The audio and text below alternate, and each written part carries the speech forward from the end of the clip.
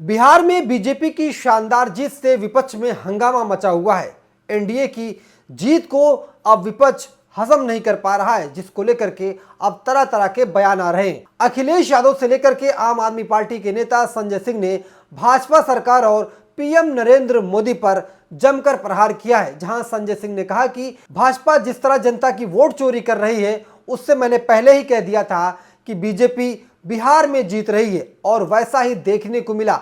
वहीं अखिलेश यादव बेंगलोर पहुंचे। उन्होंने कहा कि जिस तरह से भाजपा ने बिहार में खेल किया है, वो खेल हम भी यूपी में करेंगे। जब पत्रकार ने अखिलेश यादव से पूछा कि आखिर चूक कहां हो गई जिसकी वजह से एनडीए को इतनी सीट मिल गई जो लोगों को उम्मीद नहीं थी, तो अखिलेश यादव ने कहा कि मैंने सुना है कि भाजपा सरकार ने 10,000 रुपये चुनाव से ठीक पहले महिलाओं को दिए और किसी किसी परिवार में 30,000 रुपये आए हैं। तो जाहिर सी बात है, अगर पैसे आए हैं तो वोट भी आएंगे। अगर वोट पैसे से खरीदा जा रहा है तो समय आने पर हम भी ऐसा करेंगे।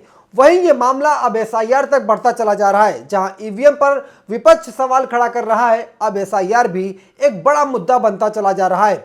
इस पूरे मामले में अब तमिलनाडु तक बात पहुंच गई है। बिहार चुनाव अब तमिलनाडु में भी गरमाना शुरू हो चुका है। तमिलनाडु में फिल्म अभिनेता से नेता बने थालापति विजय ने एक बार फिर एसआईआर के मुद्दे को उठाया है। उन्होंने क्या कुछ कहा है, चलिए आपको पूरी रिपोर्ट में बताते हैं।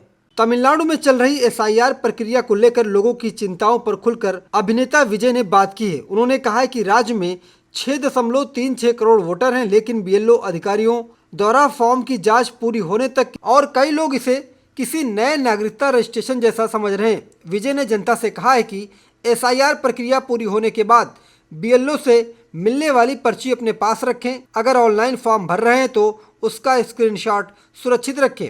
उन्होंने सभी से कहा है कि वो अपने बीएलओ अधिकारियों को पहचाने और उनका नंबर अपने पास रखें। विजय ने प्रशासन पर आरोप लगाया है कि टीवीके के कार्यकर्ताओं को एसआईआर फॉर्म नहीं दिया जा रहा है, जबकि जनता तक फॉर्म पहुंचाना जरूरी है। उन्होंने कहा कि कुछ अधिकारी सत्ता के दबाव में काम कर रहे हैं और इस प्रक्रिया को उलझा रहे हैं। उन्होंने अपने कार्यकर्ताओं से आग्रह किया है कि वो खुद फॉर्म जनता तक पहुंचाने में मदद करें।